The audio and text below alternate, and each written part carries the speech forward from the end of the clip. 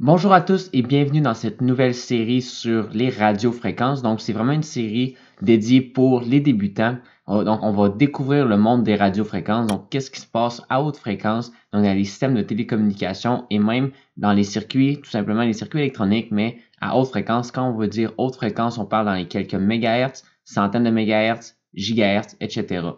Donc, nécessairement, comme je vous dis, ça va être une capsule d'introduction aujourd'hui pour la série sur les radiofréquences. On va commencer très simplement avec des concepts de base pour mettre la table pour des concepts plus compliqués qu'on va voir dans les prochaines capsules, donc les prochaines vidéos.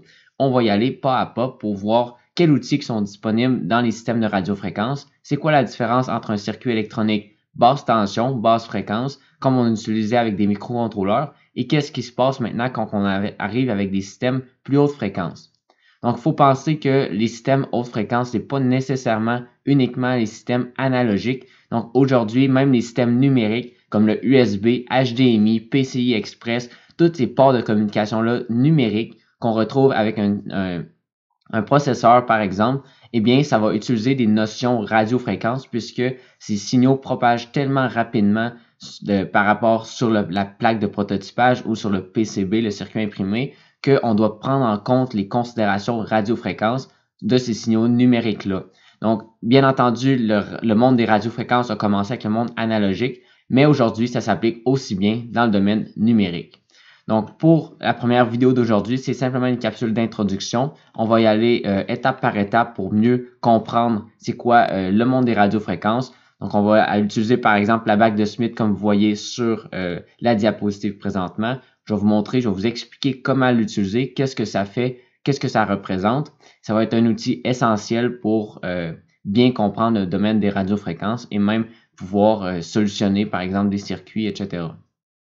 On va aussi parler de paramètres S, de propagation des ondes parce que c'est essentiel. Dans la radiofréquence, on ne va plus nécessairement parler de tension et de courant comme on le fait dans un circuit DC, donc un circuit à basse fréquence. On va plutôt parler de propagation d'ondes, surtout pour les fréquences très élevées dans les gigahertz, etc. On va aussi parler de transfert maximal de puissance, de pourquoi on utilise 50 ohms, donc c'est comme devenu un standard d'utiliser toujours 50 ohms dans les circuits RF. Pourquoi? On va en parler. On va aussi parler de conception d'un amplificateur RF plus particulièrement, donc un montage très simple qu'on va voir dans capsules un peu plus tard. Et on va parler d'antenne, modulation, démodulation. Donc tout ça, c'est des concepts un peu plus analogiques, mais vous allez voir qu'on va pouvoir appliquer tous ces concepts-là au niveau numérique aussi. Et ça va être mon objectif de bien arrimer les deux, le numérique et l'analogique, parce qu'aujourd'hui, il faut comprendre, comme je vous ai dit, le concept RF pour intégrer les systèmes numériques haute vitesse. Permettez-moi de vous présenter un fabricant de PCB, PCB GoGo, notre partenaire pour cette vidéo d'aujourd'hui. Donc PCB GoGo est un fabricant chinois de prototypes de PCB à fabrication rapide depuis plus de 10 ans dans l'industrie avec des PCB très professionnels. Il propose des cartes FR4, Rogers, flexibles, rigides flexibles, etc. Donc plusieurs variétés pour le prototype de PCB et un service d'assemblage en plus. Les services sont fiables, abordables, certifiés UL, ROHS et REACH. Désormais, tout le monde peut profiter du prototypage de PCB gratuit offert par PCB GoGo. Et oui, j'ai bien dit gratuit et peut obtenir 34,99$ pour leur commande d'assemblage de PCB. Donc, si vous êtes un amateur ou un étudiant, la chance vraiment est pour vous. C'est super efficace, professionnel et rapide. Il est maintenant totalement gratuit pour un PCB une couche ou deux couches en FR4 avec moins de 100 mm par 100 mm. Donc, cliquez sur le lien dans la description pour télécharger vos premiers fichiers Gerber et lancer votre première commande. Donc, pourquoi les radiofréquences? Eh bien, premièrement, ça fait partie du génie électrique, tout simplement. C'est une partie essentielle, surtout avec les communications qui augmentent en fréquence, augmentent en nombre de données. On veut beaucoup plus de données en très peu de temps. Donc, nécessairement, on augmente la bande passante et la fréquence. Donc, c'est des notions qu'il faut comprendre pour pouvoir faire des conceptions qui vont fonctionner à haute fréquence, à haute bande passante pour des systèmes comme le Bluetooth, le Wi-Fi, le GPS, etc. Donc, c'est des systèmes qu'on va utiliser de plus en plus aujourd'hui. Comme j'ai dit aussi, les systèmes à numérique haute vitesse vont aussi fonctionner très bien avec les concepts RF. Donc, le USB, HDMI, PCI Express, c'est juste des exemples, mais il y en a beaucoup plus d'autres qu'on va pouvoir aussi discuter dans les prochaines capsules. Donc, tout ce qui est relié à la conception de PCB, ça va être aussi des notions importantes, là, tout ce qui entoure le RF. On voit sur l'image de droite que c'est une trace de PCB différentielle avec un certain serpentin qui va nous permettre d'ajuster la longueur de la trace. On va couvrir toutes ces notions-là au cours de la vidéo, en fait au cours de la série sur les notions RF, pour que vous puissiez comprendre pourquoi on retrouve ce genre de serpentin-là sur les PCB, comment on pourrait créer le nôtre, dans quelle utilité ça pourrait être pertinent de le faire, et toutes les caractéristiques reliées à ça. Un peu plus bas aussi dans l'image, on voit un signal de diagramme d'œil. Donc, c'est un diagramme typique là, qui nous permet d'analyser un système numérique, comme par exemple que ça peut être le PCI Express ou le HDMI, pour voir la qualité ou l'intégrité des signaux. Donc, c'est encore là, ça aussi, c'est un domaine en soi, l'intégrité des signaux, mais ça relève, entre autres, de la compréhension des concepts de base en radiofréquence. Donc, qu'est-ce qui se passe dans notre circuit à haute fréquence? Donc, à partir de quand on commence à utiliser les concepts RF, donc on parle de radiofréquence, mais en fait, dès que la fréquence devient significative pour les composants en jeu sur le circuit.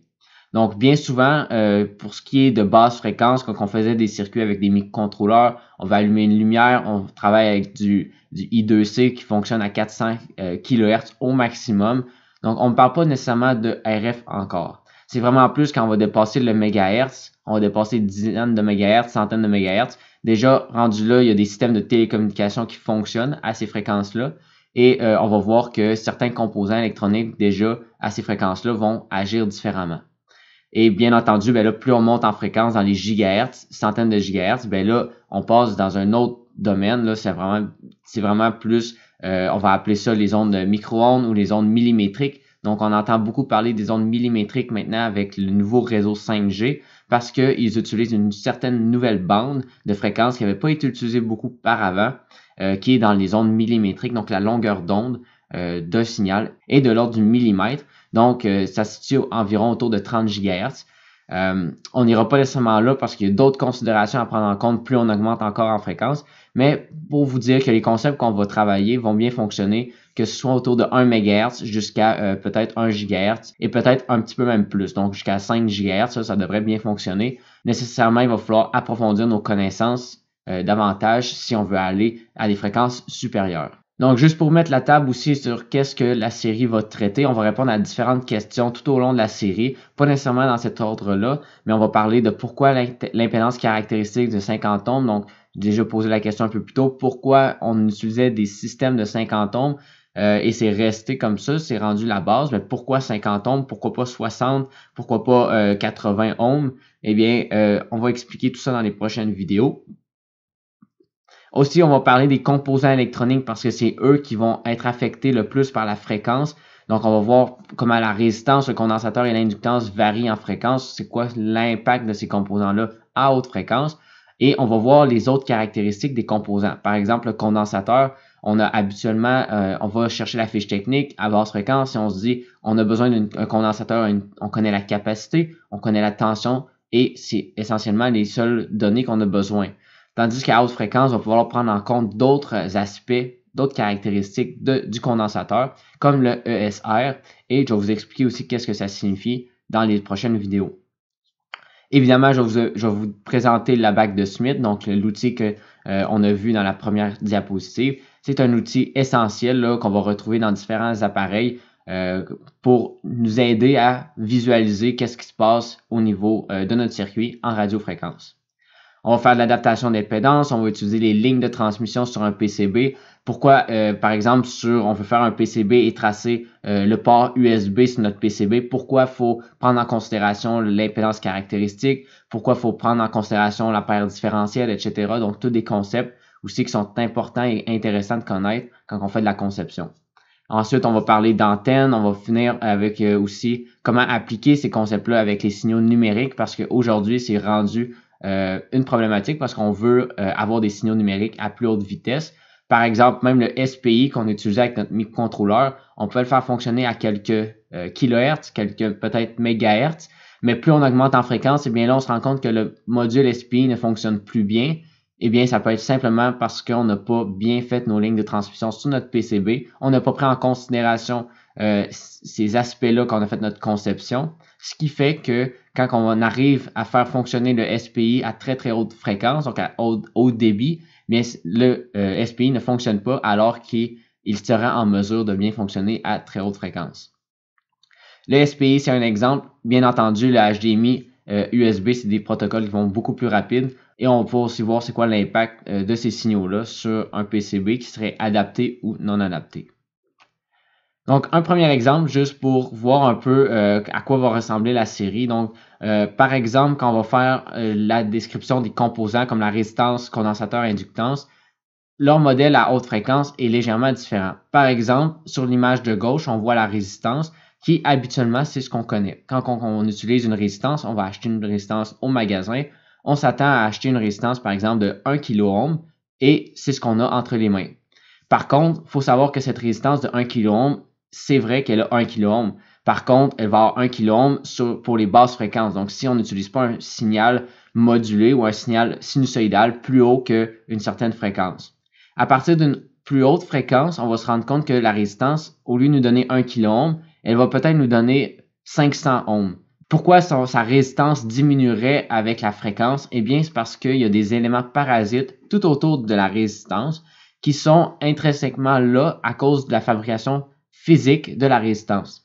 Donc, on va retrouver des inductances série, une capacité parallèle aux bornes de la résistance et ces éléments parasites. Pourquoi parasites? Parce que c'est des éléments néfastes qu'on ne souhaite pas avoir dans notre résistance pure.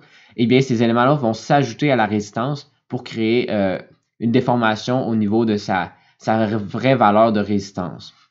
Donc, l'exemple parfait, c'est que ce modèle de résistance qui est plus réel, en fait, qui est plus réel surtout à haute fréquence, eh bien, on va se rendre compte que c'est, comme je vous dis, c'est intrinsèquement lié à la fabrication de la résistance. Si on prend une résistance avec des broches comme on connaît, comme on prend pour faire des prototypes, eh bien, on se rend compte que l'inductance série est due aux broches de la résistance et, par exemple, la capacité parallèle est due tout simplement aux deux plaques de métal qui lient chaque extrémité de la résistance. Donc, on ne peut pas changer les propriétés de cette résistance-là. Par exemple, les plaques vont être toujours là, les broches vont être toujours là pour ce type de résistance-là. Donc, nécessairement, ces parasites-là vont toujours être intégrés.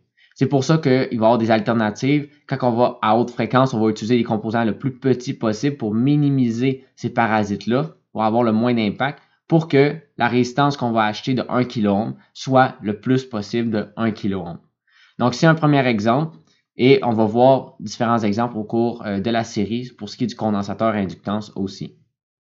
Donc, pour finir avec l'exemple de la résistance, donc à basse fréquence, supposons qu'on prend 10 kHz. J'ai mis des valeurs ici d'inductance et de capacité parallèle arbitraires. Donc, juste pour vous donner une idée de l'impact en fréquence sur la résistance, eh bien, on remarque que pour, par exemple, une inductance série de 1 nanohenry seulement, donc c'est très faible, et une capacité de 0,5 picofarad qui est très faible aussi, eh bien, si on utilise cette résistance-là à basse fréquence, donc pour un circuit avec microcontrôleur et tout ça, bien, la résistance ou l'impédance vue aux bornes de cette résistance-là va être de 1 kΩ, soit 1000 ohms.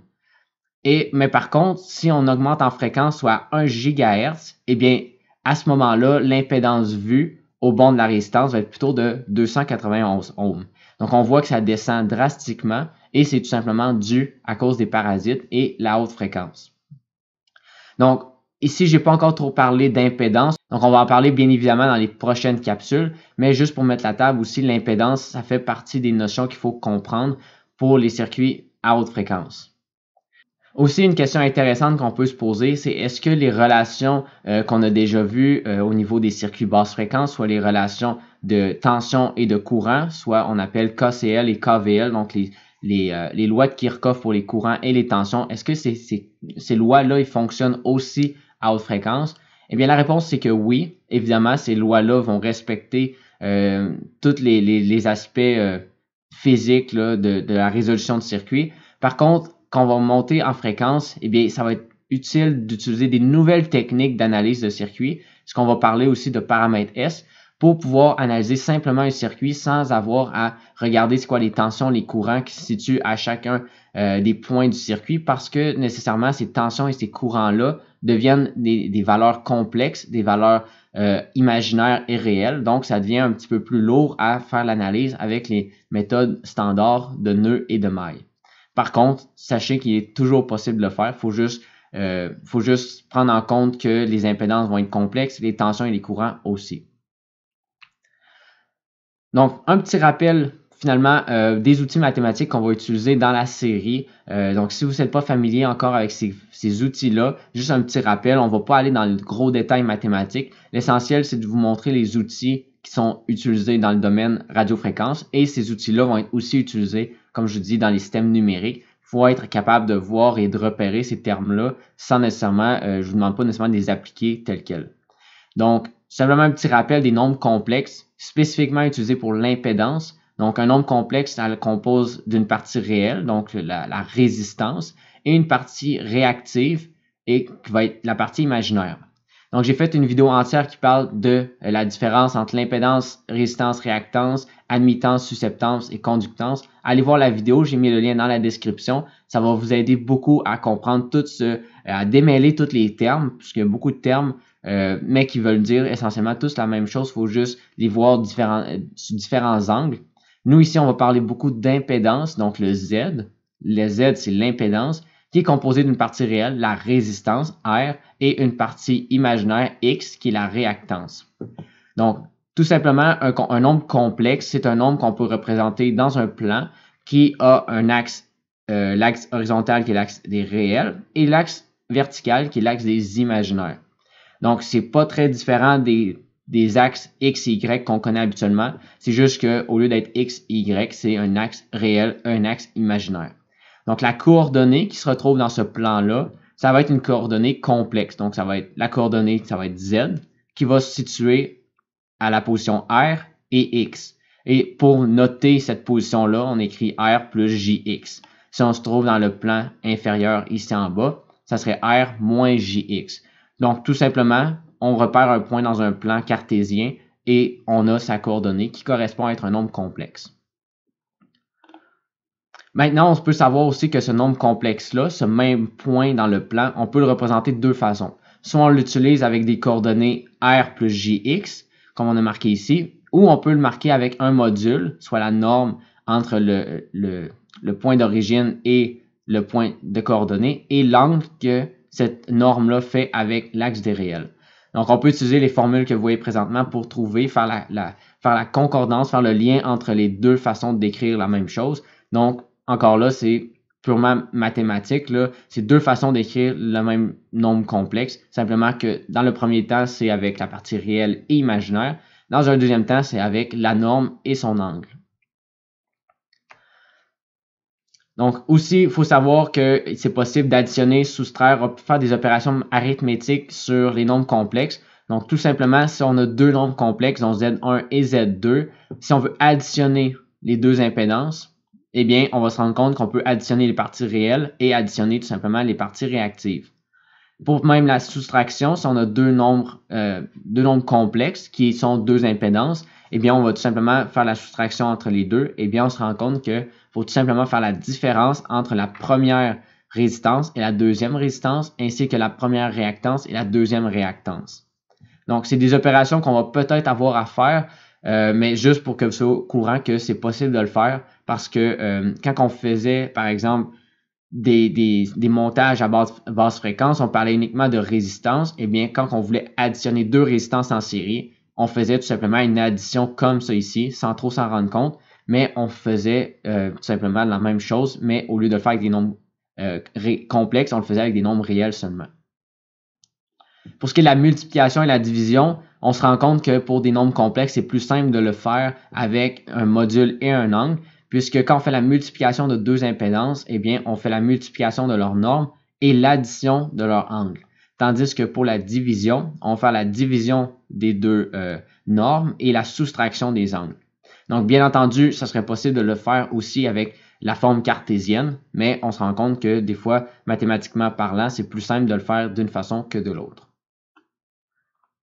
Aussi, un autre outil mathématique qu'on va utiliser en radiofréquence qu'on n'utilisait pas vraiment en basse fréquence, c'est le concept de décibels. Parce que le concept de décibels est super important. Il nous permet de réduire l'échelle de gain, bien souvent pour les amplificateurs. Au lieu de dire qu'on a un amplificateur qui a un gain de 1 million, on va préférer dire que l'amplificateur a un gain en décibels quelconque qui va être...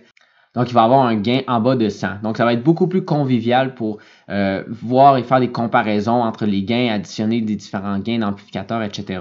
Donc, on va pouvoir utiliser le gain en décibels. Donc, il y a deux façons de trouver le gain en décibels d'un montage électronique et vous allez pouvoir faire le test par vous-même aussi dans différents montages que vous allez faire. Si on veut trouver le gain en tension, donc Vout sur Vin, ça va être 20 log de Vout sur Vin, ça va nous donner son gain en décibels en tension. Et il faut remarquer qu'ici, on a pris Vout sur Vin, mais essentiellement, ça peut être à peu près n'importe quel point dans le circuit par rapport à un autre point dans le circuit. Donc ici, c'est simplement la sortie par rapport à l'entrée parce qu'on veut avoir un gain total de l'amplificateur. Par contre, on pourrait le faire parce que ici, c'est simplement un ratio de deux tensions. On pourrait le faire entre deux points pour obtenir c'est quoi le gain au bord de tel composant, par exemple. Pour ce qui est de la puissance, c'est similaire. La seule différence, c'est que c'est 10 multiplié par log de Pout sur Pin. Pour la même raison, on peut mettre Pout et Pin, on peut mettre n'importe quel point dans le circuit. C'est simplement avoir une certaine référence pour nous donner un gain quelconque en dB. On parle de gain quand c'est supérieur à 0 dB et on parle d'atténuation quand c'est inférieur à 0 dB. Donc, l'échelle des décibels, on pourrait avoir par exemple un atténuateur de 20 décibels. Donc, si on passe une certaine puissance dans ce circuit-là, eh bien, à la sortie, on va avoir 20 décibels sous le signal initial. Tandis que si on a un gain de 20 décibels, bien, le signal d'entrée va être plus faible que le signal de sortie. Le signal de sortie va être 20 décibels supérieur au signal d'entrée. Donc, ici, on a vu comment utiliser le décibel pour représenter un rapport entre deux points, mais il y a aussi le dBm, donc le décibel référencé au milliwatt, qui est encore plus intéressant parce qu'il nous permet de donner une puissance, mais au lieu de nous donner une puissance en watts, comme on a l'habitude de le faire avec les circuits basse puissance, il va nous donner une puissance en dBm, donc par rapport au milliwatt, mais sur l'échelle décibel, donc l'échelle logarithmique. Pourquoi on voudrait utiliser ça? Premièrement, parce qu'on a simplement un point de mesure, donc on n'a pas besoin d'avoir de comparaison, comme dans l'exemple précédent où on avait Pout sur Pin. Ici, on a simplement la valeur de P, donc le point P dans le circuit. Comme dans l'exemple de droite, si je veux connaître c'est quoi la valeur en dBm au point que j'ai mis en rouge, eh bien simplement, je connais la puissance en watts à ce point-là et je peux le mettre sur l'échelle logarithmique et obtenir une valeur en dBm. Donc, bien évidemment, si on avait cette valeur-là en watts, eh bien, ça nous donnerait quelque chose entre 0.1 et probablement 0.25 watts. Et il faudrait refaire le calcul pour obtenir c'est quoi sa valeur en watts. Mais on va se rendre compte qu'il y a un aspect intéressant à utiliser le dBm. Et on va le voir justement ici à la prochaine diapositive, puisque si on a plusieurs étages avec des gains quelconques pour des amplificateurs, supposons on a une série de 3 étages de gains, donc un étage de 10, un étage de 10 et un étage de 5, bien, si on a une puissance d'entrée de moins 10 dBm, eh bien, on fait simplement la puissance d'entrée plus tous les gains qui sont en série, donc en cascade, dans notre montage pour obtenir c'est quoi la puissance de sortie totale. Donc, par exemple, ici, on a moins 10. On a la somme des étages de gain nous donne 25. Donc, si on fait moins 10 plus 25, ça nous donne plus 15 dBm. Donc, c'est beaucoup plus facile de travailler sur l'échelle logarithmique. On peut additionner directement les différents gains en dB avec les valeurs de puissance en dBm. Si on avait utilisé le système des watts, pas utiliser des gains en dB, mais des gains absolus pour chacun des étages, et au lieu d'additionner, il faudrait les multiplier pour faire le signal, la puissance d'entrée multipliée par le gain total qui va nous donner la puissance totale. Les deux sont possibles de faire, mais dans l'industrie, on utilise beaucoup plus le dBm et c'est une bonne pratique parce que ça simplifie bien souvent les calculs. Donc, évidemment, il existe une échelle de comparaison là, puisque c'est simplement une petite relation mathématique logarithmique qui fait la comparaison entre les watts et le dBm. Donc, on remarque que, par exemple, 1 watt de puissance, ça correspond à 30 dBm, mais c'est une échelle qui est non linéaire, donc puisque, par exemple, 0 dBm va nous donner 1 milliwatt. Donc, pour vraiment des très petites valeurs en watts, on va pouvoir représenter avec des valeurs raisonnables en dBm. Et pour des très grandes valeurs en watts, on va pouvoir représenter aussi avec des valeurs raisonnables en dBm. Donc, l'échelle est comme raccourcie, ça fait que la compréhension est beaucoup plus simple. Donc, je vous remercie d'avoir participé à cette première capsule sur l'introduction des radiofréquences. J'espère que vous avez aimé. Si c'est le cas, cliquez sur j'aime et laissez des commentaires, ça serait super apprécié. J'espère que ça va vous introduire à un nouveau monde. Depuis que j'ai découvert le monde des radiofréquences, je me rends compte que tout ce qu'on utilise littéralement dans le monde d'aujourd'hui, c'est basé sur les radiofréquences, que ce soit les communications sans fil, les Bluetooth pour connecter à notre haut-parleur sans fil, le Wi-Fi, notre communication cellulaire, les GPS qu'on utilise pour se rendre au travail. Donc, beaucoup d'utilité pour les radiofréquences et je parle même pas des signaux numériques qui en utilisent encore plus parce qu'on veut avoir des vitesses de plus en plus rapides, beaucoup plus de données, des hautes bandes passantes. Donc, le monde des radiofréquences n'est vraiment pas loin de s'arrêter. Et j'espère que ça va vous donner la piqûre pour en apprendre un peu plus sur le monde des radiofréquences et restez avec nous pour la suite des vidéos. Donc, toute une série sur l'introduction des radiofréquences et on va faire des projets de plus en plus complexes plus la série va avancer. Donc, merci encore d'avoir participé et on se revoit pour la prochaine vidéo. Merci.